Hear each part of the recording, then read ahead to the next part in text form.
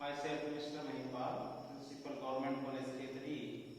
आज मैं अंतरराष्ट्रीय शास्त्र के अंतर्गत भुगतान संतुलन के बारे में बताना चाहता हूँ।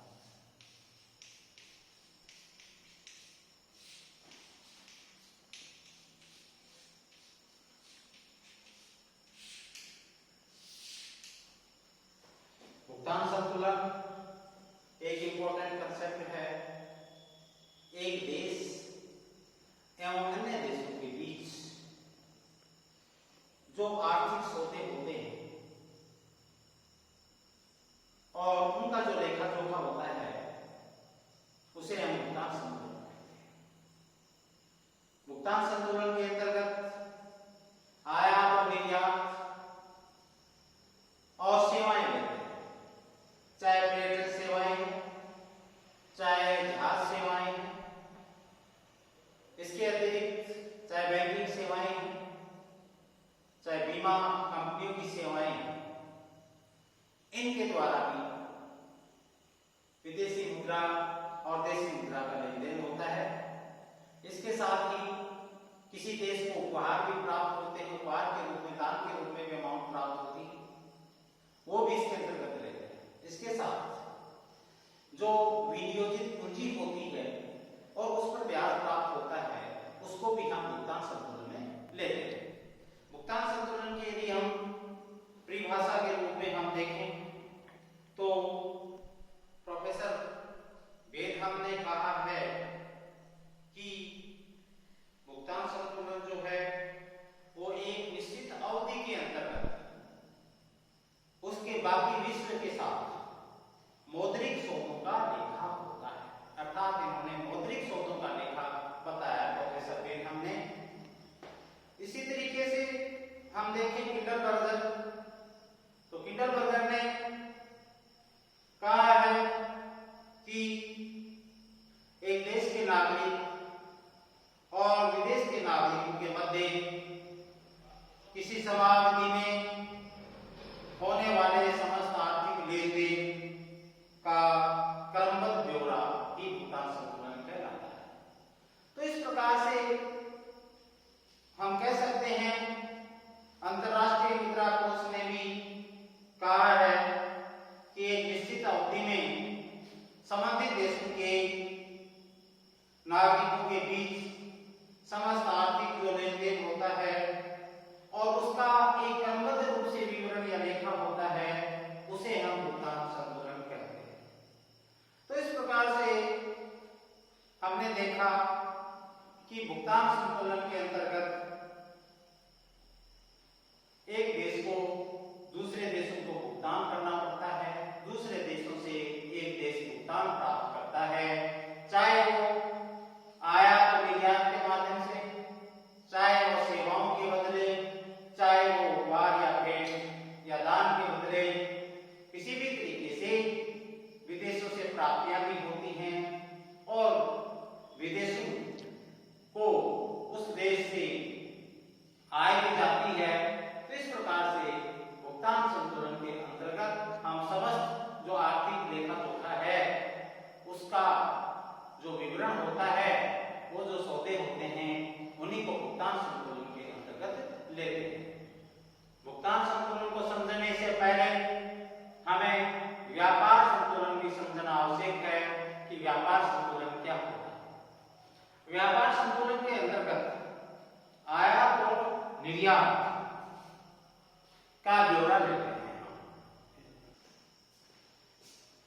व्यापार संतुलन के अंतर्गत हम आयात और निर्यात को लेते हैं, अर्थात आयात और निर्यात के अंतर को लेते हैं कि एक देश के आयात कितने मूल्य के हैं और निर्यात कितने मूल्य के हैं। इसके अंतर्गत हम सेवाओं को नहीं लेते हैं, अन्य चीजों को नहीं लेते हैं और इन सब की एंट्री जो बंदरगाह के ऊपर जो रजिस्टर होता है लेन देन का, उसमें इस लेखा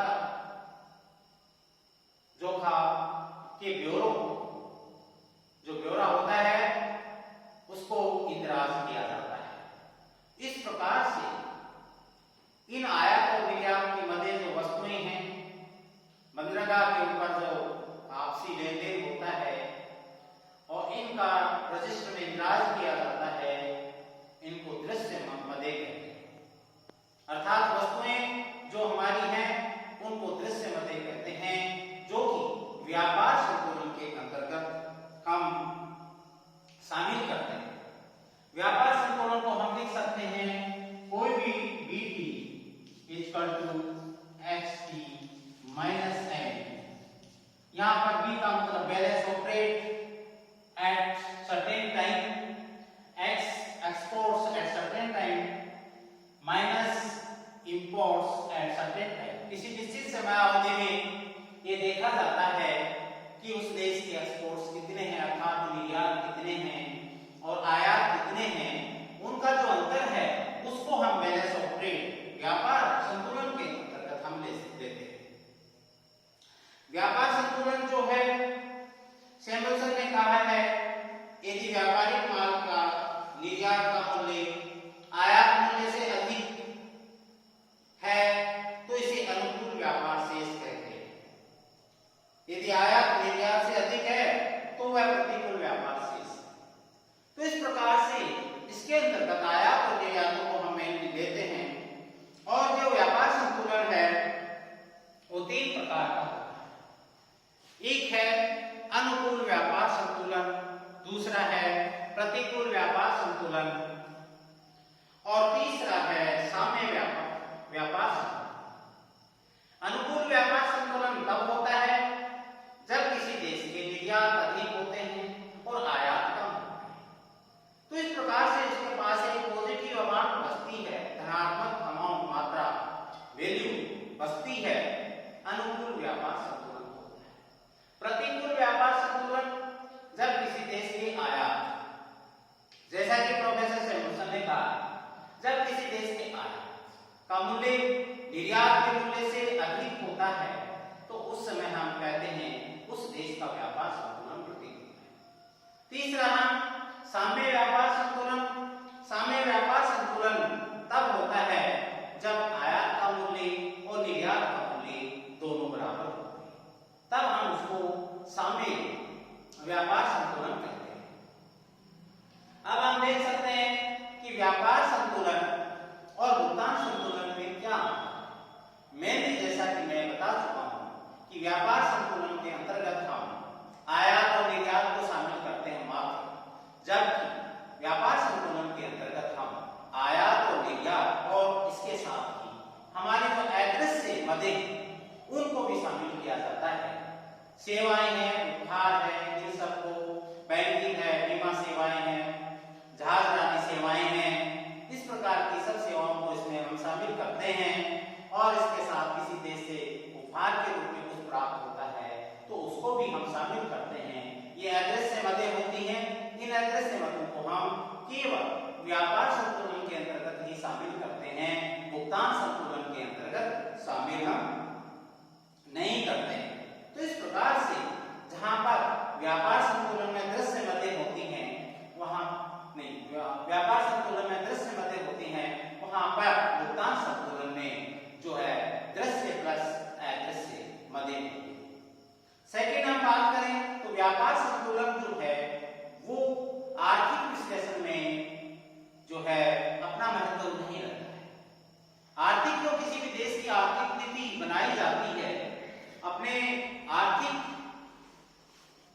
नीति का जो विश्लेषण किया जाता है, आर्थिक पक्ष का जो विश्लेषण किया जाता है, तो वो व्यापार भुगतान संतुलन पर आधारित होता है। भुगतान संतुलन को देख करके ही आर्थिक विश्लेषण किया जाता है। व्यापार संतुलन को देख करके आर्थिक विश्लेषण नहीं किया जाता है। तो इस प्रकार से जो एक संपूर्ण विश्लेषण है किसी भी अर्थव्यवस्था का, वो भुगतान संतुलन पर आधारित होता है। व्यापार संतुलन एक जो कंसेप्ट है वो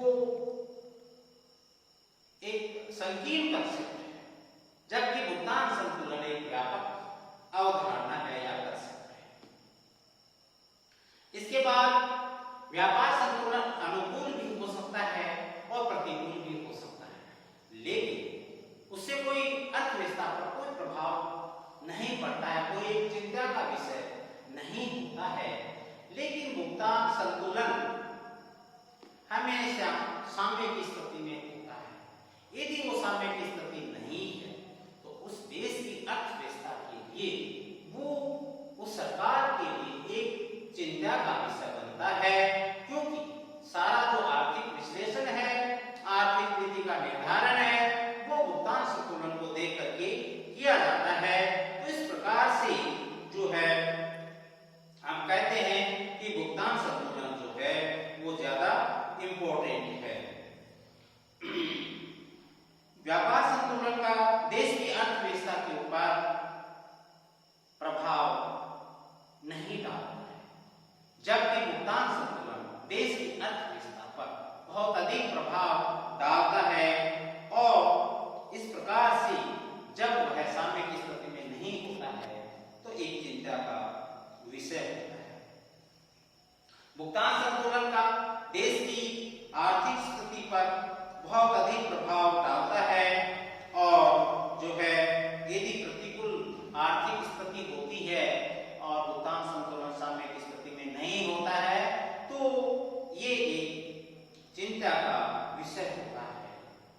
इसी के साथ आर्थिक जो विश्लेषण किए जाते हैं सरकार के द्वारा, जो अपनी आर्थिक नीति के अंतर्गत जो विश्लेषण किया जाता है, विभिन्न प्रकार की जो आर्थिक नीतियां हैं उसमें भुगतान संतुलन अपना एक महत्वपूर्ण स्थान रखता है, जबकि व्यापार संतुलन जो है वो कम महत्व रखता है। व्यापार संतुलन को भी देखा जाता है, यदि किसी देश की आयात बहुत अधिक बढ़ जाते हैं, निर्यात कम होते हैं, तो भी एक चिंता का विषय बनता है। परंतु भुगतान संतुलन यदि साम्य की स्थिति में रहता है तो व्यापार संतुलन जो एक प्रकार से प्रतिकूल स्थिति में यदि है तो भी चिंता का विषय नहीं होता है।